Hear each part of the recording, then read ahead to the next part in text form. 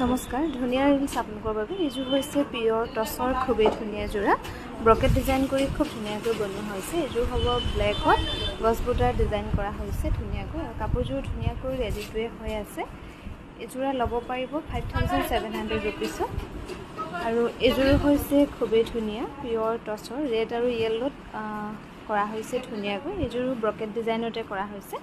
এখন হ'ব মেখেলাখন এইযোৰ ল'ব পাৰিব 5700 টকা